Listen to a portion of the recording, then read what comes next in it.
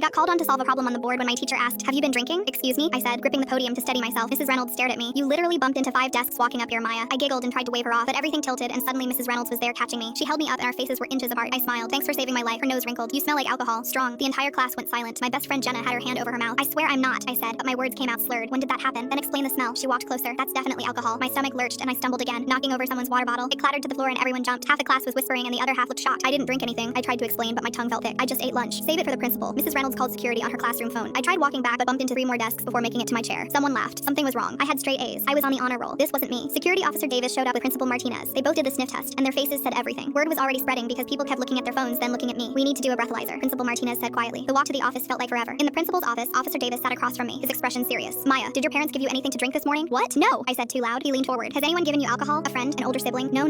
Principal Martinez shifted in her chair behind the desk. "Is there anything you could have drunk without realizing it was alcohol? Like maybe you thought it was something else?" Officer Davis nodded along. "Yeah, like have you had a White Claw or—" "First of all, I'm black, so no," I interrupted. "And I have hands, not paws." Officer Davis blinked at me, clearly not expecting that. Principal Martinez covered her mouth, but I saw her smile a tiny bit before she caught herself. "They made me blow into a breathalyzer." I watched the numbers climb. 0, 15, almost twice the legal limit. "This is impossible," I whispered, staring at the numbers. Principal Martinez sighed and picked up her phone. "Maya, we have to call your parents, and possibly CPS." My mom showed up 20 minutes later looking terrified and furious. Officer Davis took her into the hallway and shut the door, but I could still hear them arguing. My mom kept saying absolutely not, and she's 12 years old, over and over. When they came back in, my mom rushed to my side and grabbed my arm. "Maya, baby, what happened? What did you drink?" "I didn't," I yelled, but it came out like I didn't, and I immediately threw up in the trash can. The smell was overwhelming. It reeked of alcohol and something sweet and rotten. My mom actually stepped back, covering her nose. Principal Martinez opened a window, and Officer Davis looked disgusted. "We're going to the hospital right now," my mom said, pulling me up from the chair. The ER doctor was this young woman named Dr. Kim. She did the breathalyzer again. Still 0.15. She checked my blood and left the room. When she came back, her face was confused. "Your blood alcohol is even higher than the breathalyzer showed." My mom stood up from her chair. "What?" Dr. Kim sat down across from us. "What did you eat today?" she asked for the 3rd time.